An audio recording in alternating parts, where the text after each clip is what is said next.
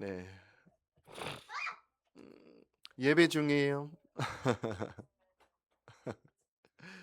자, 그래도 예배 때 아이들의 그 땡깡 소리도 들려서 감사합니다. 지난주에는 우리 교회 황금 연휴를 맞이하여서 주일학교 아이들이 아무도 없으니까 좀 썰렁하더라고요. 그렇죠? 근데 이렇게 아이들이 찬양과 특성을 이렇게 준비해 주셔서 다시 한번 더 감사드립니다. 제가 이 시간 여러분들의 퀴즈를 하나 내겠습니다. 한번 들어보세요. 퀴즈를 하나 내겠습니다. 미국 역사상 가장 존경받는 목사님을 한 분 꼽으라. 그러면 누굴까요? 나는 미국 사람 아니야. 아무리 이제 할리우드 버전으로 생겨도 미국 사람은 아니죠. 미국에서 역사상 가장 위대한 목사님 한 분을 꼽으라 이러면 바로 조나단 에드워드 목사님을 꼽습니다. 그럼 또 질문입니다. 미국 역사상 가장 위대한 설교 한 편, 그 한 편을 꼽으라면 이건 좀 어렵죠. 그 설교 제목이 뭔지 아세요? 힌트가 있는데 오늘 우리 예배에 바로 진노한 하나님의 손에 붙들린 죄인들이라는 설교입니다. 여러분, 이 설교는 미국의 영적인 각성을 일으킨 설교이기도 하고 지금도 미국 고등학교, 미국 학교 11학년 즉 미국 고등학교 2학년 교과서에 조나단 에드워즈 목사님의 설교문이 교과서에 딱 실려 있을 정도로 미국 역사의 한 획을 긋는 설교다, 그렇게 이야기할 수가 있습니다.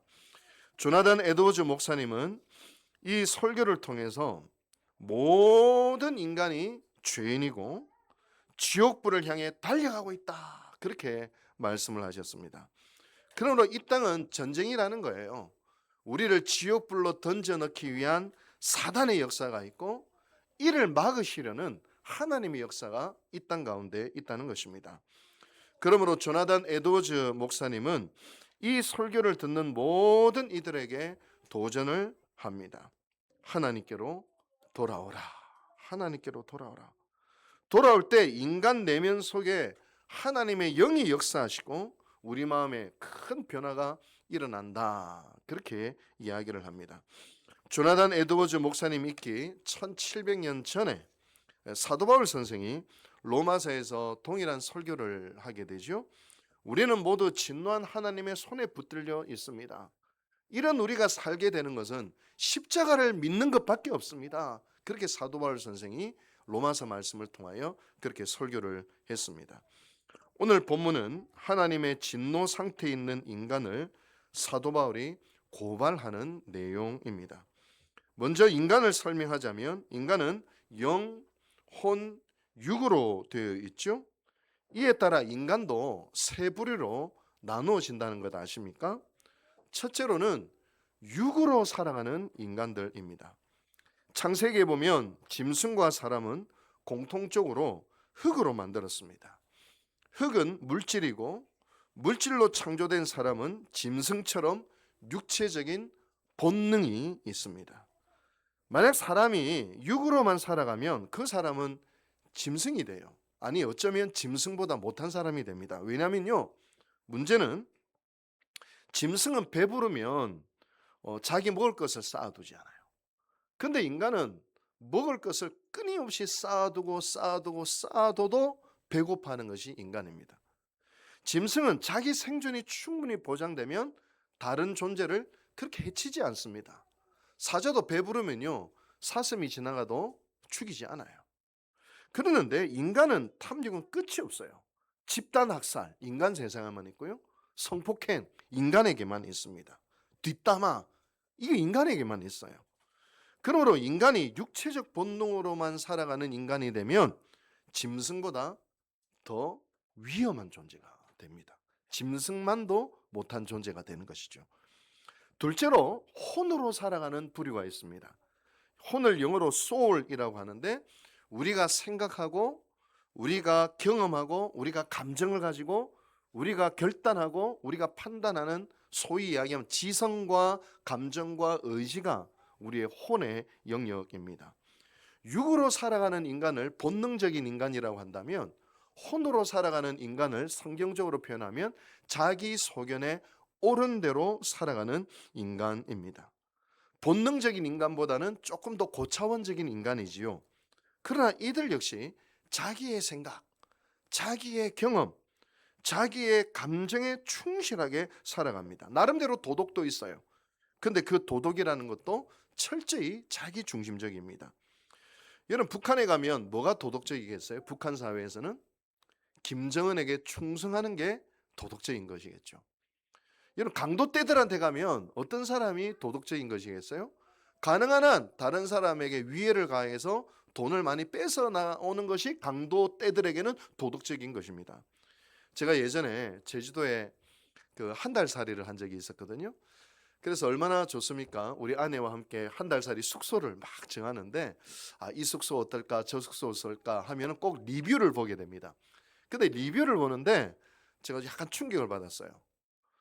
여자친구와 함께 3박 4일 있다가요, 이제 20대 초반 대학생이 남자친구와 함께 2박 3일, 뭐 저는 약간 충격이었어요. 우리 때는 손만 잡아도 이 결혼해야 되나 말해야 되나 이 고민할 때였는데, 아니 그렇게 20대 초반 애들이 그것도 사진까지 올리면서 딱 드러내고 대놓고 그렇게 올리는데, 저는 살짝 좀 충격을 받았습니다. 우리 효은이한테 한번 물어보니까 뭐 그럴 수 있지 이렇게 또 충격을 제가 자기는 안 할 건데, 자기는 그렇게 안 할 건데 뭐 그럴 수 있지, 제가 또 충격을 이제 받은 거. 이 도덕이라는 것도 전부 사실 그 사회의 문화와 가치에 종속되고 따라가는구나라고 느꼈어요. 여러분, 혼으로 살아가는 인간은요, 결국 이 세상의 흐름, 세상의 가치, 세상의 기준, 세상의 분위기에 휩쓸려 살아가면서 도덕이라는 기준을 딱 가집니다. 근데 무서운 것은요, 성경에 보면 이 세상의 정신과 가치를 지배하는 존재를 이야기하고 있어요. 공중권세 잡은 사탄이 잡고 있다는 거예요.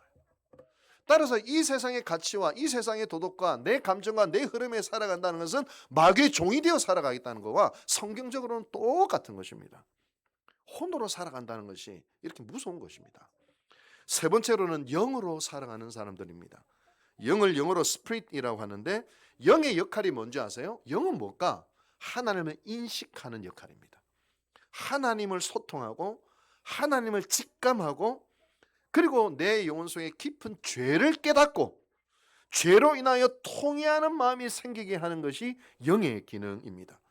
논리와 감정을 넘어서 신적인 세계, 영원한 세계에 대한 직관적인 깨달음과 알아짐이 있는 거예요. 지난주에 이제 그 셀 모임을 하는데, 제가 아이고 셀 모임 우리 태경이도 가고 병익이도 가고 동열이도 없고 종범이도 없고가 아니라 태경이도 없고 병익이도 없고, 제 속으로 남자 셀 모임 어떡하지 했는데, 마침 진용호 집사님하고 최병철 집사님이 오셔서 셀 모임을 했는데 너무 은혜스럽게 한 거예요. 셀 모임 안 했으면 큰일 날 뻔했다 싶었어요. 근데 그 셀 모임 하는데 최영철 집사님이 이렇게 이야기하는 거예요. 목사님, 요즘에 제 기도 제목이 바뀌었습니다. 어떻게 바뀌었어요? 맨날 기도 제목 목사님 내놓으라 하시면 우리 탁구장 회원이 많이 늘었으면 좋겠다, 탁구장 잘 됐으면 좋겠다, 이런 기도 제목을 내놨는데, 최근에 탁구장에서 기도하다가 어떤 마음이 들었냐면, 그거보다 더 중요한 것이 있구나. 매일매일 감사하며 살았으면 좋겠다. 매일매일 하나님을 인식하며 살았으면 좋겠다. 그렇게 믿음으로 살아가도록 기도가 요즘에 바뀌었다는 거예요.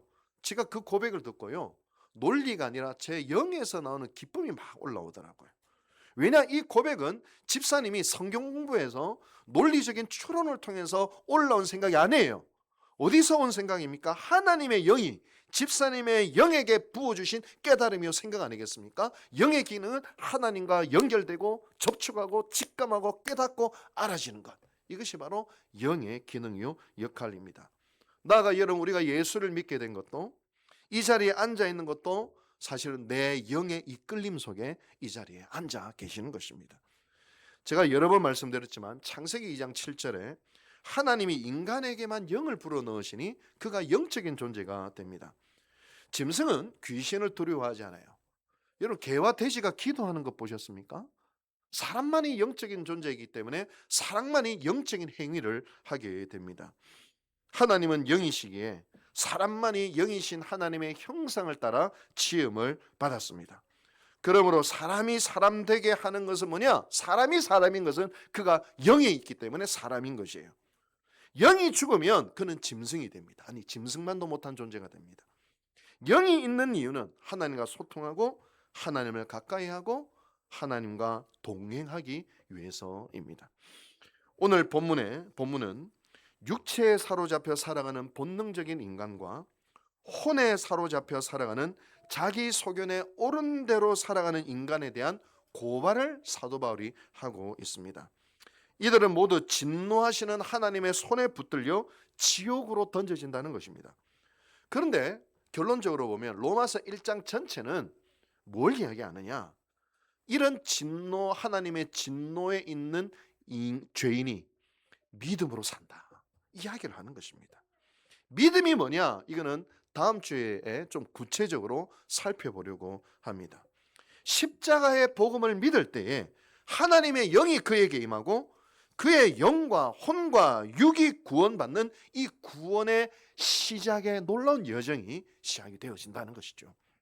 먼저 오늘 본문은 이렇게 이야기합니다. 18절 말씀인데 읽어드리겠습니다. 하나님의 진노가 불의로 진리를 막는 사람의 모든 경건하지 않음과 불의에 대하여 하늘로부터 나타나나니라고 이야기합니다. 불의로 진리를 막는 사람들, 이건 본능적인 삶을 살아가고 자기 소견에 따라 살아가는 사람들을 말합니다. 그들에게 진노가 임한다는 것이죠. 여러분 흔히 진노하시는 하나님 하면 우린 좀 어색하지 않습니까? 우리가 교회에서 주로 어떤 하나님을 경험해요? 사랑의 하나님. 그렇죠? 가령 여러분들 제가 목사인데 제가 막 진노하고 막 화를 내고 이런 거는 조금 상상하기 힘드시죠? 교회에서 맨날 이제 목사님 사랑만 해야 되잖아, 그죠? 뭐 잘못해도 사랑하고 이래도 격려하고. 그래서 우리 하나님에 대한 이미지도 사랑하시는 하나님에 대한 이미지가 강한데, 근데 성경에는 어떤 하나님도 있느냐? 진노하시는 하나님이 있어요. 진노하시는 하나님. 진노하시는 하나님을 알지 못하면 하나님의 사랑의 깊이를 알지 못하는 거예요. 여러분 십자가를 한번 보세요. 십자가. 여러분 십자가에는 하나님의 사랑이 나타난 것뿐만 아니라 하나님의 진노가 저기 나타납니다. 십자가를 보면 뭐가 나타나냐면요, 하나님이 나는 죄 그냥 안 넘어간다. 나는 죄를 끝까지 추적해서 반드시 심판한다. 왜냐? 죄에 대해서 눈을 감으면 그건 공의로운 것도 아니고 거룩한 것도 아니잖아요. 거룩하지 않는 하나님을 어떻게 우리가 믿을 수 있습니까? 하나님은 거룩하시기 때문에 죄에 대해서 반드시 심판하셔야 돼요.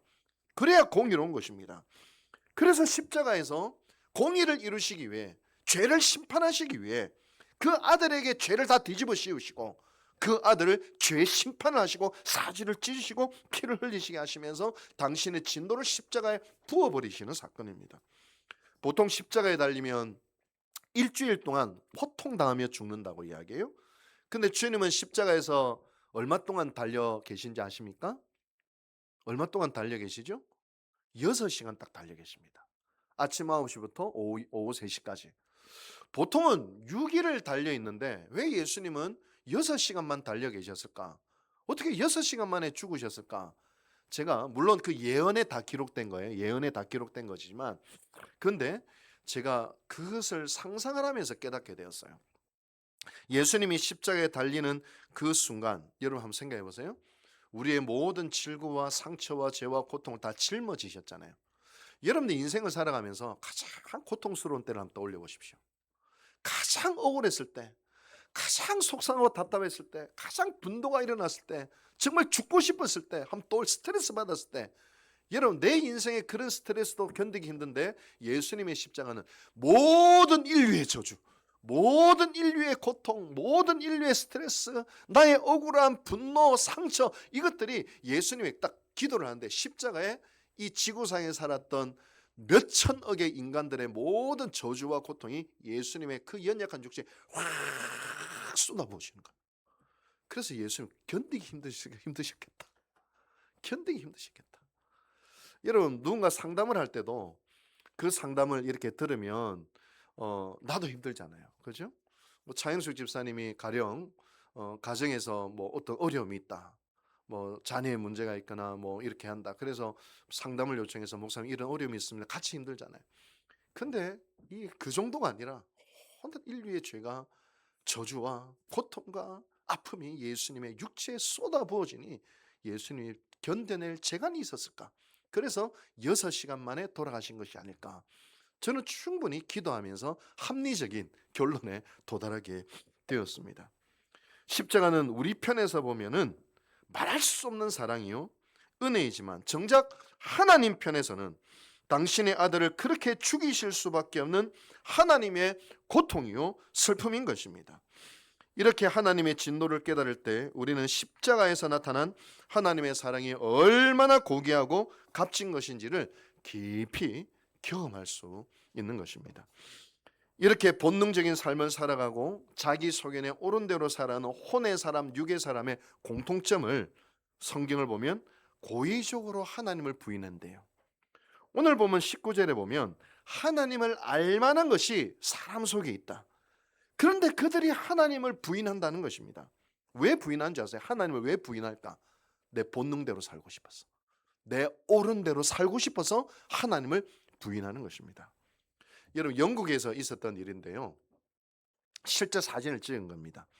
영국의 무신론자들이 2009년도에 영국 전역에 800대의 버스를 동원해가지고, 런던에는 200대, 800대의 버스를 동원해서 런던 번화가의 대형 스크린을 딱 큰 2대에다가, 그리고 지하철에는 1000개 포스터를 딱 붙였는데 그 내용이 다음과 같습니다. 우리 똑똑한 우리 연하는 읽을 수 있겠지만 제가 대신 읽어드릴게요. 충분히 읽을 수 있는데 제가 읽어드리는 거예요. 부끄러움이 많기 때문에. 이 영어로 보면 There is probably no God. Now stop worrying and enjoy your life. 이 뭐냐면 하나님은 없다. 아마 없을 거야. 하나님 없을 거야. 그러니 걱정하지 말고 네 인생 즐겨, 이 말이에요. 하나님이 계시면 우리는 우리 본능대로 살기가 껄끄러워. 내 마음대로 사는 게 양심의 가책이 생기고 뭔가 심판이 있을 것 같아. 하나님 없으니까 걱정하지 마. 네 인생을 마음껏 즐겨. 이걸 갖다가 영국에 2009년도에 뿌려버린 거예요. 무신론자들이. 사람들이 이걸 보고 걱정했을까요? 박수를 쳤을까요? 맞아.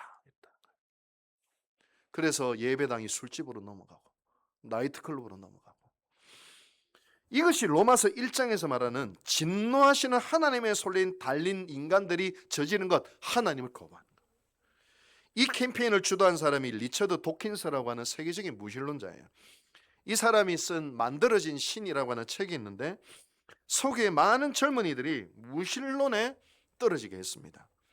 미국 목사님 아들은 이 책을 읽고 자기가 평생 동안 알고 있었던 이 신앙이 거짓이었구나라고 생각하고 자살을 해버리는 일들이 실제로 일어났습니다. 여러분, 그런데 오늘 보면 20절은 이렇게 이야기합니다. 창세로부터 그의 보이지 아니하는 것들 곧 그의 영원하신 능력과 신성이 그가 만드신 만물에 분명히 보여 알려졌나니 그러므로 그들이 핑계하지 못할지니라. 성경은 이야기해요. 우주를 봐봐, 자연을 봐봐, 하나님이 있어. 하나님이 있다니까. 실제로 그런 일이 일어났어요. 그 리처드 도킨스의 스승이, 영국의 철학자인 앤소니 플루가 무신론에서 유신론으로 전향해버리는 사건이 일어납니다.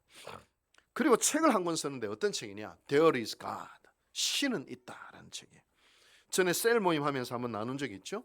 앤소니 플루뿐만 아니라 2006년 노벨 물리학자 수상자인 조지 스무트, 그리고 1978년도 노벨 물리학 수상자인 펜지어스와 윌슨이 무신론에서 유신론, 즉 하나님을 믿는 것으로 전향하는 결정적인 계기가 뭐냐면 최근에 발견되어지는 최신 과학을 연구하고 우주를 바라보고 별을 바라보고 세포를 바라보니까 하나님이 아니고서는 설명할 수가 없더라. 하나님은 있다. 이렇게 결론에 도달한 것입니다. 뭐 양자역학이나 분자생물학이나 빅뱅, 옛날에는 하나님이 없는 것으로 사용되었던 과학이 이제는 하나님이 계시다는 것을 증명하는 최신 과학의 발전이 그렇게 되었다는 것입니다. 앞으로 이제 그 기독교 교리 시간에 좀 더 구체적으로 한번 이야기하고 싶은 마음이 있습니다. 왜 무신론이 있을까? 마음대로 살고 싶어서. 그 마음에는 육의 인간, 혼의 인간으로 살고 싶어서입니다. 죄를 지어도 양심의 가책을 안 받고 싶고, 죄를 지어도 심판할 존재가 없기 때문입니다. 이 모든 것이 에덴 동산의 원죄, 자기 스스로 하나님이 되고 내가 주인이 되고 내 본능과 생각대로 살고 싶은 죄에서 나온 것입니다. 최근 충격적인 결과가 나왔는데요. 우리나라 최고 미래학자 중에 최윤식 박사라는 분이 계세요. 이 최윤식 박사가 원래 목사님인데 미국에 가서 미래학 분야의 최고 명문대학교인 휴스턴 대학에서 박사학위를 받았어요. 한국에 와서 책을 썼거든요. 5년 뒤 한국 사회. 근데 놀라운 것은 이분이 미래에 대한 예측한 대로 다 돼버린 거예요. 그래서 우리나라 10대 대기업에서 놀라가지고 이분을 이사로 초빙해가지고 앞으로 세계가 어떻게 될 것인가 경영 자문을 받을 정도로 우리나라의 유명한 미래학자입니다. 근데 이분이 목사님이다, 과거에 목사였다 보니까 교회에 대한 안타까움이 있어요. 그래서 몇 년 전에 한국교회 미래에 대한 책을 썼습니다. 근데 그 책 내용을 보면 한국 사회에 아주 위험한 요소 한 가지가 뭐냐면 무신론이다. 그분이 하시는 말씀이 뭐냐면 지금 한국 사회는 서구 사회보다 무신론의 영향력이 더 크다는 거예요. 서구 사회에서는 하나님이 계십니까? 라고 이야기하면 서양 사람들은 72%가 아마 계실 겁니다 이야기해요. 근데 우리나라 사람들은 몇 퍼센트가 신이 있다고 믿는지 아세요? 41%. 그리고 천국과 지옥이 있습니까? 라고 할 때 서구 사람들은 60% 이상이 있다라고 이야기하는데 우리나라 사람들은 30%만 있다. 다시 말하면 한국 사회는 서구 사회보다도 훨씬 더 무신론적인 사회이고 서구 사회보다도 훨씬 더 인간의 육신의 욕망과 혼의 자기 속에는 옳은 대로 살아가는 그런 세상, 한마디로 이야기하면 그 뒤에 뭐가 있어요? 세상의 가치와 세상의 정신을 붙들고 있는 사탄이 붙들고 있는 그런 상황 가운데 빠져들어가고 있다. 그렇게 이야기하는 것입니다. 무신론이 강하게 확산되는 만큼 그 사회는 본능적인 인간, 자기 소견에 옳은 대로 살아가는 인간들 세상이 되고 그 세상 배후에는 사탄이 있다는 겁니다. 그 결과는 하나님의 진노다. 성경은 말씀하고 계십니다. 그리고 오늘 성경을 보면 하나님의 진노가 있기 전에 일어나는 현상들이 있는데 26절 중간에 보면 내버려 두셨으니입니다. 본능과 자기 소견대로 살아가는데도 하나님이 내버려 두신다는 거예요. 여러분 한번 보세요. 내가 죄를 짓는데 자꾸 성공을 해. 그 저주입니까? 축복입니까? 내가 자꾸 타락해 가는데 자꾸 부자가 돼. 그 저주예요? 그거 축복이에요? 이건 명백하게 저주입니다. 죄를 짓는데도 잘 되면 그 사람은 절대 회개 안 하기 때문에 그래요. 악을 행해도 성공하면 그 사람은 더 교만해지고 더 완고해지고 더 큰 죄와 악을 저지르기 때문입니다. 히브리서 12장 8절에 내가 잘못된 길에 가는데도 주님이 징계하지 않으시면 그는 사생하다 그렇게 이야기했어요. 사무엘하 7장에 하나님이 다윗을 축복하시면서 뭐라고 하시냐면 사랑의 매와 인생 채찍으로 네 후손들을 다스리겠다 이래요. 죄를 지으면 매를 맞는 것이 축복이라는 것이요. 따라서 한 인간을 여러분 주위에서 보세요. 한 인간을 저주하실 때는 내버려 두심으로 저주하십니다. 방치된 인간은 결코 돌이킬 수 없어요. 이것이 무서운 것입니다. 여러분 잘 된다고 좋아하지 마세요. 어쩌면 저주일 수 있어요. 내가 부해지고 삶에 많은 것들이 주어진다고 해서 안심하지 마세요. 심각한 저주일 수 있습니다. 아무 문제가 없다고 희낙락거리면 안 됩니다.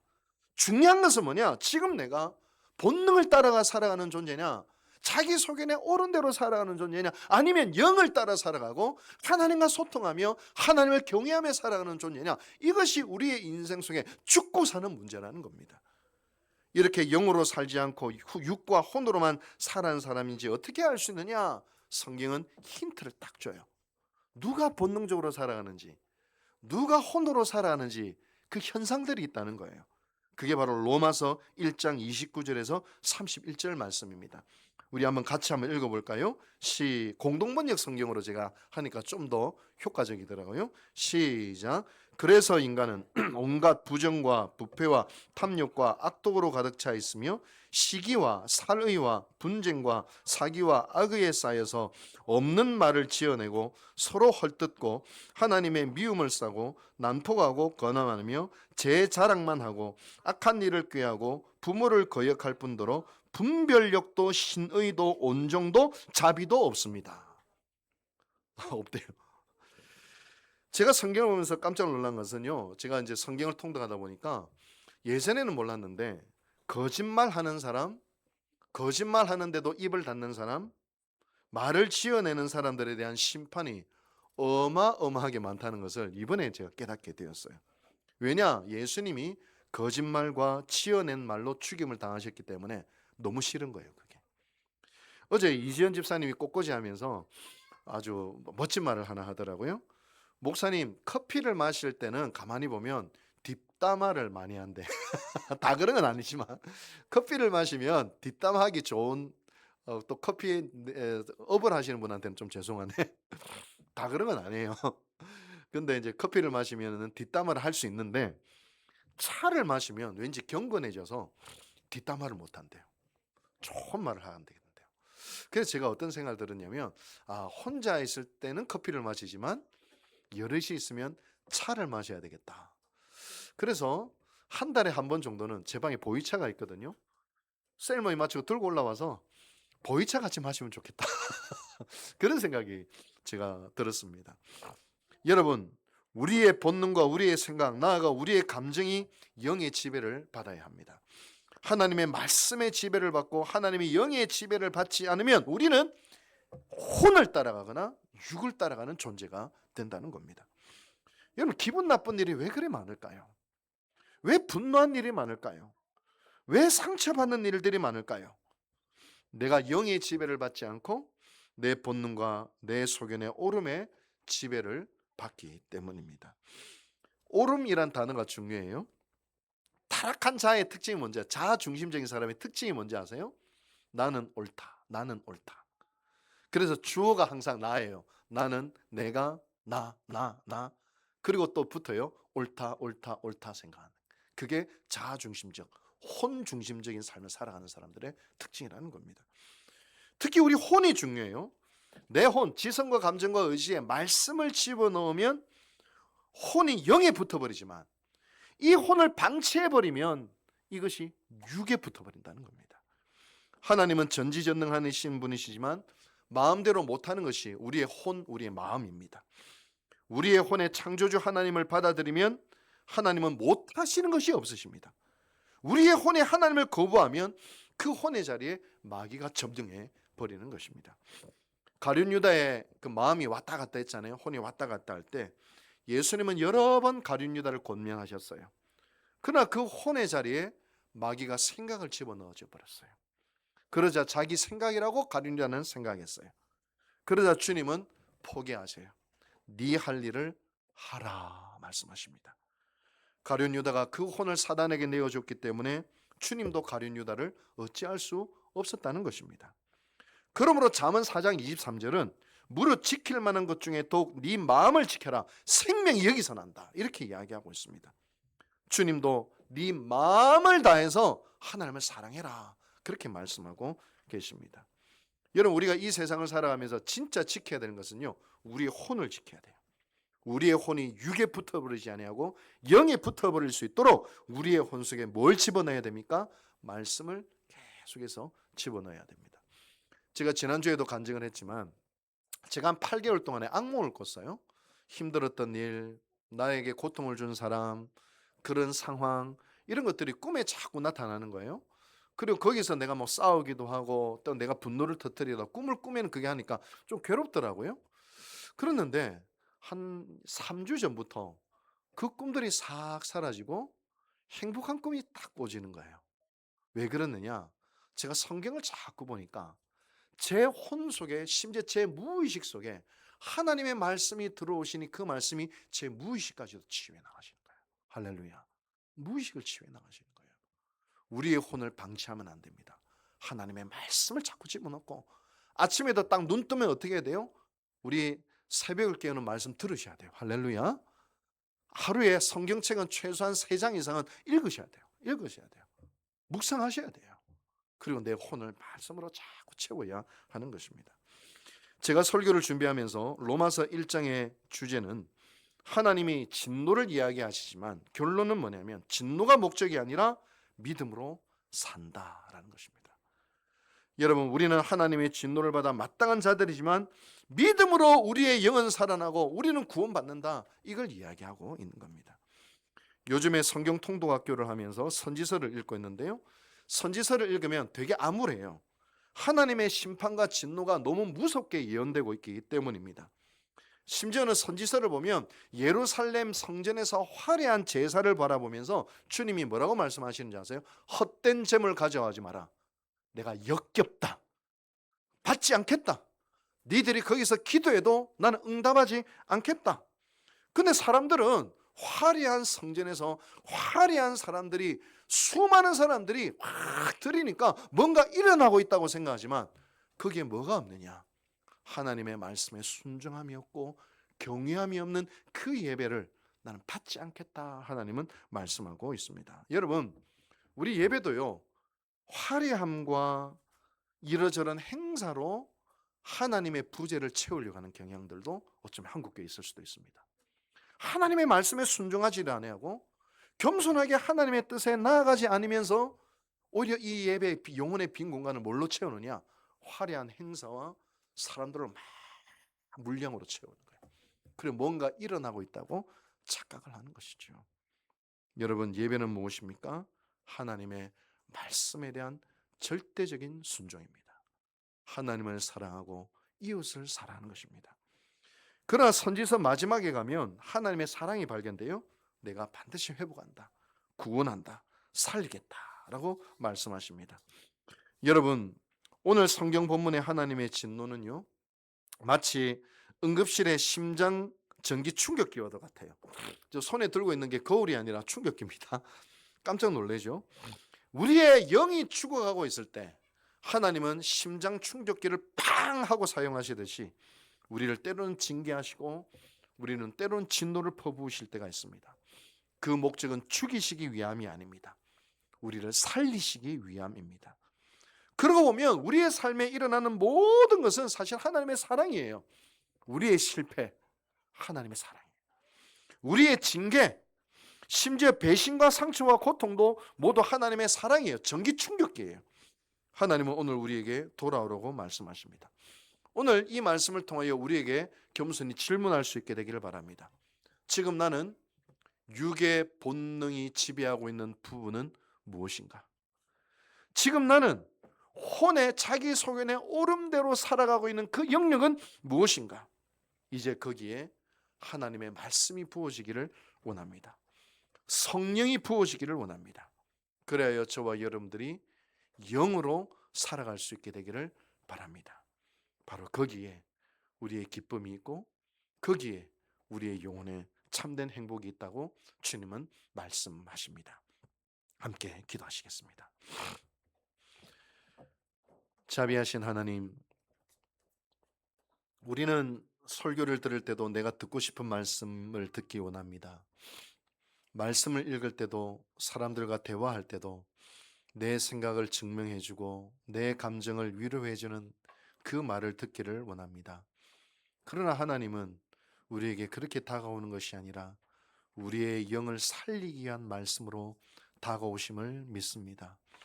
때로는 그것이 우리에게 심판이고 실패이고 아픔이고 상처라 할지라도 그것이 있어야지만 우리가 회개하기에, 그것을 통해야지만 우리가 돌아올 수 있기에 때로는 하나님의 진노가 우리의 삶 가운데 부어질 때도 있습니다. 그러나 주님, 이 모든 것은 우리를 죽이시기 위함이 아니라 살리시기 위함임을 기억하게 하여 주시옵소서. 오늘도 감사함으로 하나님을 바라보고 말씀 속에 피하고 말씀으로 살아나는 저희들 되게 도와주시옵소서. 영이 살고 영으로 사는 우리들 될 수 있도록 도와주시옵소서. 이 모든 말씀 예수님의 이름으로 감사하고 기도하고 축원하옵나이다. 아멘.